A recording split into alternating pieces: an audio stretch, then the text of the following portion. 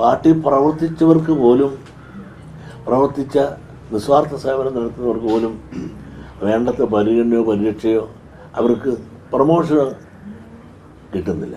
ഇതെല്ലാം കൊണ്ടൊരു നിരാശാബോധം പാർട്ടിയിൽ പ്രവർത്തിക്കുന്നവർക്കെല്ലാം വന്നപ്പോൾ ഇതിനെല്ലാത്തിനും പ്രതിവിധിയായി കണ്ടെത്തുന്നത് UDF ഇല്ല, LDF രക്ഷയില്ലാവുന്നപ്പോൾ രക്ഷകരായി ഇന്ന് NDA വന്നപ്പോൾ അതിലേക്ക് ഇന്ന് സാധാരണക്കാർ ഇടിച്ചു കയറിയെങ്കിൽ അത് സാധാരണക്കാരെ കൊണ്ട് കുഴപ്പമില്ല.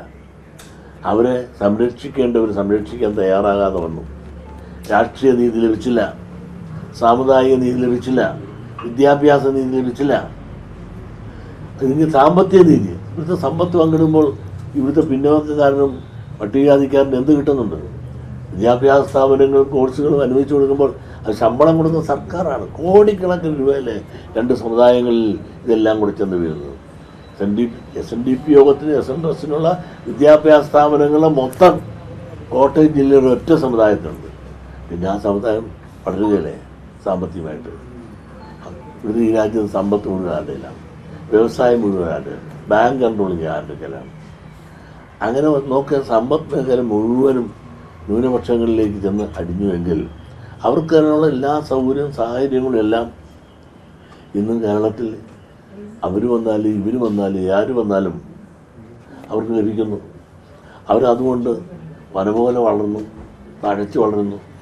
ഇങ്ങനെ ഒരു സഹായവും സഹകരണവും പിന്നോക്കം നിൽക്കുന്നവരെ കൂടി മുന്നോക്കം കൊണ്ടുവരാനുള്ള പദ്ധതികളും പരിപാടികളും സർക്കാർ ആവിഷ്കരിക്കണ്ടേ? അതിനല്ലേ പിന്നോക്ക വികസന കോർപ്പറേഷൻ ഉണ്ടാക്കി മുന്നോക്കക്കാർക്ക് കൊടുത്തതുപോലെ തന്നെ പിന്നോക്കക്കാർക്ക് കൊടുക്കണ്ടേ?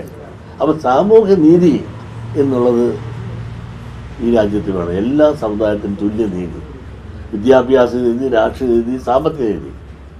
ആ നീതി ഇവിടെ ഇല്ല.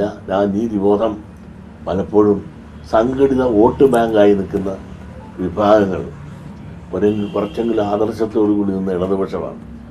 ആ ഇടതുപക്ഷം പോലും ആദർശം വിഴേണ്ടി വന്നു. ഇന്നിപ്പോൾ അടവ് നയത്തിലേക്ക് പോകേണ്ടി വന്നു. ഈ അടവ് നയത്തിലേക്ക് പോയത് വന്നപ്പോൾ അടവയ്ക്കപ്പെട്ട പോയത് ഇവിടുത്തെ അടിസ്ഥാന വർഗമാണ്. ആ അടിസ്ഥാന വർഗം അടവയ്ക്കപ്പെട്ട് അതിൻ്റെ ദുരിതവും ദുഃഖവും വേദനയും അനുഭവിച്ചു കഴിയുന്ന എല്ലാ കോടിക്കണക്കിന് സാധാരണക്കാരിന്ന് കേരളത്തിലുണ്ട്.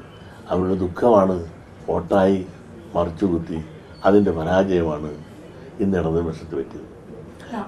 അത് തിരുത്താനും ഒക്കെ സാധിക്കും. പക്ഷേ ഒരു കാര്യം പറയാം, എന്നും തിരഞ്ഞെടുപ്പ് വരുമ്പോൾ, പാർലമെൻറ്റ് തിരഞ്ഞെടുപ്പ് വരുമ്പോൾ ഇടതുപക്ഷത്തിന് ഇവിടെ കൂടുതൽ സീറ്റ് കിട്ടിയ പാരമ്പര്യമില്ല. പക്ഷെ പഞ്ചായത്ത് അസംബ്ലി തിരഞ്ഞെടുപ്പ് വരുമ്പോൾ ഇടതുപക്ഷമാണ് ഇവിടെ പണ്ടും ജയിച്ചിട്ടുള്ളത്. അപ്പോൾ ഈ മാറിയും മറിഞ്ഞു ചെയ്യുന്ന പാർലമെൻറ്റിൽ പോകുമ്പോൾ ഒരു നയവും അസംബ്ലിക്ക് വരുമ്പോൾ മറ്റൊരു നയം സ്വീകരിക്കുന്ന സംസ്കാരമാണ് നമ്മുടെ കേരളത്തിൽ വോട്ടർമാരിലുള്ളത്. അതുകൂടെ ഈ കേരളത്തിൽ സ്മരിക്കാതിരിക്കാനും പറയാതിരിക്കാനും നിവൃത്തിയില്ല. ആലപ്പുഴയിലെ കഴിഞ്ഞ തെരഞ്ഞെടുപ്പിൽ വലിയ LDF UDF ട്രെൻഡ് ഉണ്ടായിരുന്നപ്പോൾ പോലും ആലപ്പുഴയിൽ ജയിച്ചു. അപ്പൊ ആലപ്പുഴയിൽ ഇത്തവണ സ്ഥാനാർത്ഥി നിർണയത്തിൽ ഇടതുപക്ഷത്തിന് എന്തെങ്കിലും പാളിച്ചുണ്ടായതായി തോന്നുന്നുണ്ടോ? ഉണ്ട്. ഞാൻ നിഷ്പക്ഷമായി പറഞ്ഞാൽ ഇവിടെ സ്ഥാനാർത്ഥി നിർണയത്തിൽ പാളിച്ച പറ്റി. അതായത് പാർലമെൻറ്റിലേക്ക് അസംബ്ലിയിൽ 2-3 പ്രാവശ്യം നിൽക്കുകയും അസംബ്ലി പാർലമെൻറ്റിലേക്ക് ഒരു പ്രാവശ്യം നിന്ന ആളാണ് ആരിഫ്. ആരിഫിനെ ഇത്തവണ നിർത്താൻ പാടില്ലായിരുന്നു. എന്നോട് അഭിപ്രായം ചോദിച്ചപ്പോഴെല്ലാം നിർത്താൻ പാടില്ല എന്ന് തന്നെയാണ് ഞാൻ പറഞ്ഞത്.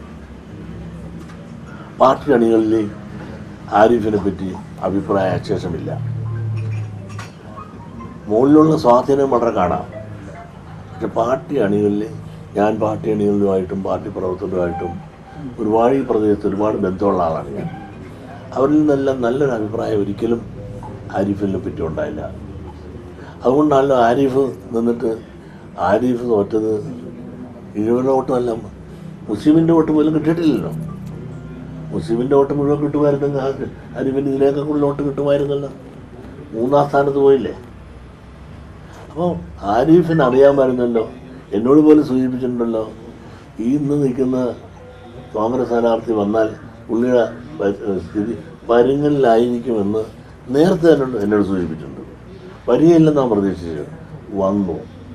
അപ്പോൾ തന്നെ അന്നേ പുള്ളി കീഴടങ്ങി എന്നുള്ളതാണ് നേരി നോക്കുന്നത്. അതല്ലെങ്കിൽ മുൻകൂട്ടി ഇന്നുള്ള കോൺഗ്രസ് സ്ഥാനാർത്ഥി വരികയില്ല എന്ന് വന്നാൽ അല്പം ടൈറ്റായിരിക്കുന്നു എന്നോട് സൂചിപ്പിച്ചതാണ്. ആ സൂചനയിൽ നിന്നെല്ലാം അർത്ഥമായില്ലേ. പിന്നെ വലിയ സ്വാധീനങ്ങളും മറ്റെല്ലാം ചെലുത്തി അദ്ദേഹം സ്ഥാനാർത്ഥിയായി.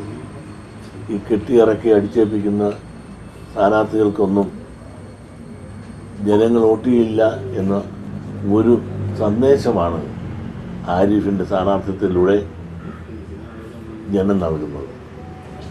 ഇതിനെതിരെ അതായത് ശരിക്കും പറഞ്ഞാൽ ഭരണവിരുദ്ധ വികാരത്തെക്കാൾ കൂടുതലായിട്ട് പിണറായി എന്ന വ്യക്തിയോടുള്ള ഒരു എതിർപ്പ് ഈ വോട്ടെടുപ്പ് പ്രകടമായി എന്നൊരു കേൾക്കുന്നുണ്ട്. അത് വ്യക്തിപരമായിട്ടുള്ള വിയോജിപ്പുകൾ കൊണ്ട് പല ആളുകളും വോട്ട് ചെയ്യാതെ ഇരുന്നു എന്നൊരു കേൾക്കുന്നുണ്ട്. അല്ല, കുറേയെല്ലാം ഭരണവിരുദ്ധ ചിന്ത ഉണ്ടായിട്ടുണ്ടെന്നുള്ള നേരാണ്.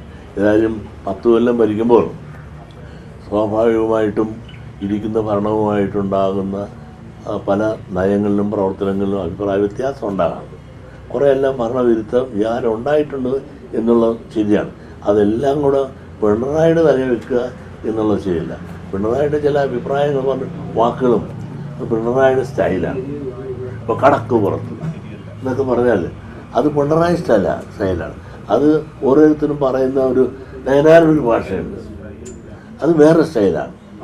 അപ്പോൾ പിണറായി പറയുന്നത് എന്താണ് എന്നുള്ളത് എല്ലാവർക്കും അറിയാം.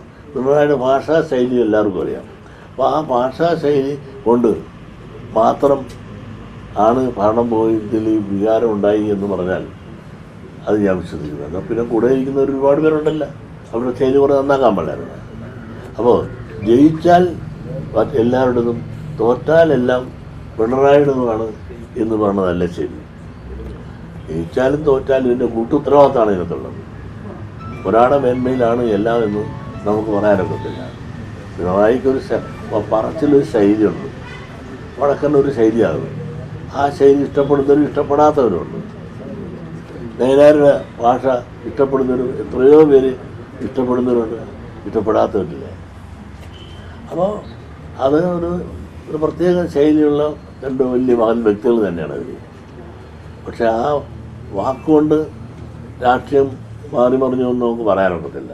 പിന്നെ ഇരിക്കുന്ന സ്ഥാനത്തിരിക്കുന്നവർ പറയുന്ന വാക്കുകൾ പലപ്പോഴും സൂക്ഷിച്ച് പറഞ്ഞില്ല എങ്കിൽ അതിൽ നിന്ന് പല വ്യാഖ്യാനവും ദുർവ്യാഖ്യാനവും ഉണ്ടാകുമെന്ന് കണക്കാക്കിക്കൊണ്ട് പിണറായി വിജയനല്ല സംസാരിക്കുന്നത്, കേരള മുഖ്യമന്ത്രിയാണ് സംസാരിക്കുന്നത് എന്നുള്ള ആ വിവേചന മനസ്സിലാക്കി അദ്ദേഹം സംസാരിക്കുന്നത് എപ്പോഴും അഭികാമ്യമായി. താൻ ഇരിക്കുന്ന കസേര എന്തെന്ന് മനസ്സിലാക്കി സാധാരണ ലേമാൻ പറയുന്ന പോലെ അല്ലെങ്കിൽ ഞാൻ പറയുന്ന പോലെ മുഖ്യമന്ത്രി പറഞ്ഞാൽ ഒക്കോ കുറച്ചുകൂടെ സൂക്ഷിച്ചത് കരുതലോടുകൂടി അദ്ദേഹം സംസാരിക്കുന്നതായിരുന്നു കൂടുതൽ അഭികാമ്യം. ഹലോ അതെ, അല്ല ഞാനൊരു കോൺഫിഡൻസിലാണ് തോന്നുന്നു. ഇനി എന്താ ഉള്ളത്? ഈ ഗീവർഗീസ് മാർ കൂർലസ് എന്നൊരു മെത്രോപൊലിത്തക്കെതിരെ എന്തോ നമ്മുടെ ഈ യാക്കോബായ സഭാത്തിൽ അതെ അത് വിവരദോഷി എന്ന് വിളിച്ചത് ശരിയാണോ? അങ്ങനെ അങ്ങനെ പാടുന്നു. അത് കുറച്ചുകൂടെ സൂക്ഷ്മത ആ പറച്ചിൽ വേണമായിരുന്നു.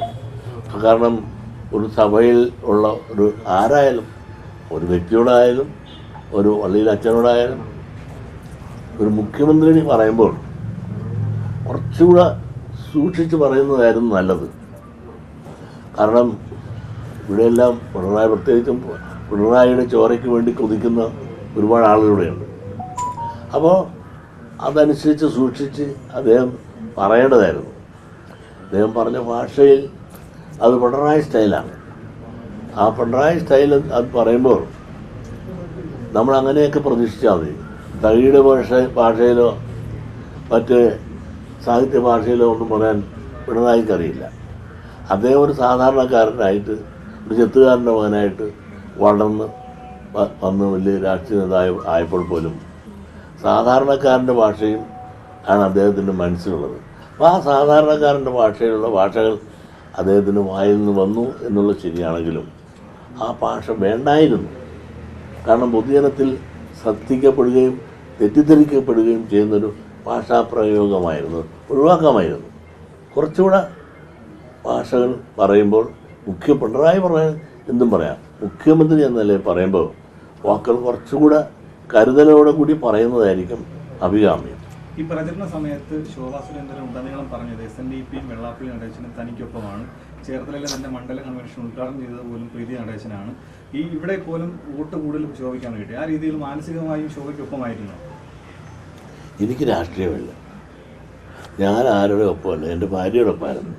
സെക്രട്ടറിയുടെ ബൂത്തിലും NDA ആവുന്നില്ല. എന്താ സെക്രട്ടറിയുടെ ബൂത്തിലും NDA ആണെന്നുണ്ടെങ്കിൽ എന്ത് ചെയ്യാനെങ്കിൽ അപ്പോൾ ഈ ബൂത്തിലാണെങ്കിൽ ഈ ബൂത്തിൽ നിയോജക മണ്ഡലം വരെ BJP കൊണ്ടുപോയ സ്ഥലമില്ലേ?